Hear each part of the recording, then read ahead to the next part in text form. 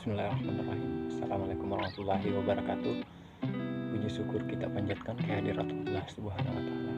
Pada kita pasti diberikan kesempatan dan kesehatan. Baik, salawat serta salam tak lupa pula kita kirimkan kepada Nabiullah Muhammad SAW. Baik, pembahasan sebelumnya terima kasih kepada dosen pengampu yang kemudian memberikan saya tugas mengenai manajemen organisasi Quran. Nah, sebelum kita lebih lanjut membahas mengenai manajemen organisasi, perlu kita mengetahui unsur-unsur apa yang kemudian ada dalam organisasi itu sendiri. Nah, adanya unsur-unsur itu ialah adanya tujuan yang dirumuskan atau disepakati oleh anggota organisasi, adanya interaksi dan kerjasama dalam penyelenggaraan organisasi dan pencapaian tujuan. Baik, langsung saja kita masuk pada pembahasannya. Pertama-tama kita mendefinisikan apa sih organisasi Nah, organisasi itu berasal dari kata organum yang berarti alat, bagian atau komponen. Secara singkat, pengertian organisasi berarti suatu sistem kerja sama di antara sekelompok orang demi mencapai tujuan yang disepakati. Baik, selanjutnya kita masuk pada bagaimana Al-Quran berbicara tentang organisasi. Itu direkam dalam Quran As-Saf ayat 4.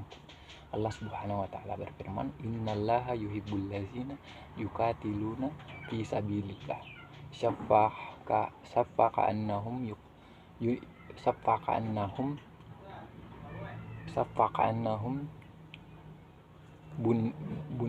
bunyanun marsusa," yang artinya sesungguhnya Allah mencintai orang-orang yang berperang di jalannya dalam barisan yang teratur.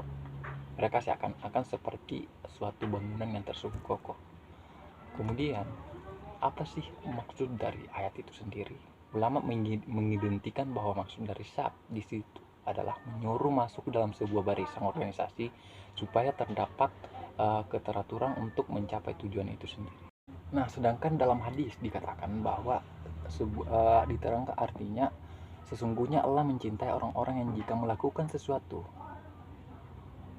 pekerjaan dilakukan dengan tepat, terarah dan tuntas. Nah, suatu pekerjaan apabila dilakukan dengan teratur dan terarah, maka hasilnya juga akan baik. Maka dalam suatu organisasi yang baik, proses juga dilakukan secara terarah dan teratur. Untuk kata syaf menginspirasi konsep bahwa organisasi harus mempunyai anggota yang terdiri dari kumpulan orang-orang berada dalam suatu wadah. Terdapat keteraturan, mempunyai tujuan, juga mempunyai pemimpin. Terjadi pendelegasian wewenang dan tanggung jawab, serta ada niat melaksanakan tugas dengan ikhlas dan berjuang di jalan Allah. Kata umat menginspirasi konsep bahwa organisasi adalah harus mempunyai elemen ketaatan anggota, keteladanan pemimpin, tujuan organisasi, kesatuan komando, dan ADRT itu sendiri. Selanjutnya kita masuk kepada langkah-langkah pengorganisasian.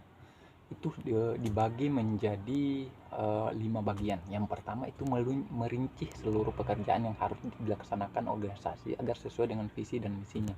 Kemudian yang kedua itu membagi beban kerja ke dalam aktivitas yang secara logis dan memadai dapat dilakukan oleh seorang atau boleh sekelompok orang. Yang kemudian yang ketiga mengkombinasikan pekerjaan anggota organisasi dengan cara logis dan efisien. Kemudian yang keempat itu menetapkan mekanisme untuk mengkoordinasikan pekerjaan anggota organisasi dalam suatu kesatuan yang harmonis, memantau efektivitas organisasi dan mengambil langkah-langkah penyesuaian untuk mempertahankan dan meningkatkan efektivitas. Nah, dalam organisasi kita menyadari bahwasanya musyawarah itu sangatlah urgent dalam sebuah lembaga. Nah, di sini akan saya bahas mengenai musyawarah itu sendiri. Hal yang diperhatikan dalam musyawarah, apa sih yang perlu diperhatikan? Itu saya membagi menjadi 2. Ini perlunya musyawarah dalam pembagian kerja sehingga setiap bagian dapat melaksanakan programnya dengan baik. Dan kedua, perlunya keteraturan dalam perencanaan, pelaksanaan hingga evaluasi program kerja. Nah, kita masuk kepada poin B. Nah, di mana poin B ini membahas mengenai kedisiplinan dalam organisasi. Dalam hal pengorganisasian, keteraturan dan disiplin menjadi kata kunci bila ingin meraih kesuksesan. Pembagian kewajiban dan hak serta bila dalam proses berarti apa yang akan dilakukan telah disusun secara sistematis dan dapat diaplikasikan atau diwujudkan. Sedangkan disiplin merupakan unsur yang akan mendukung dan menjamin kesuksesan program yang telah teratur. Nah, kita belajar dari kisah Nabi Sulaiman. Dalam kisah Nabi Sulaiman dengan burung hudhud, baik dalam prospek kepemimpinan apatah lagi dalam kedisiplinan seseorang prajurit yang berbeda dalam berada dalam kungkungan organisasi.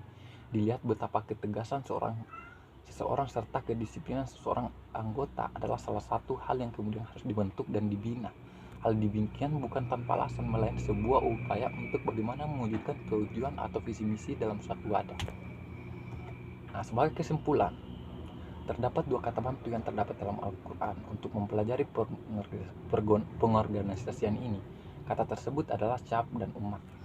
Untuk kata syab, menginspirasi konsep bahwa organisasi harus mempunyai anggota yang terdiri dari kumpulan orang-orang berada dalam suatu wadah, terdapat keteraturan, mempunyai tujuan, juga mempunyai pemimpin.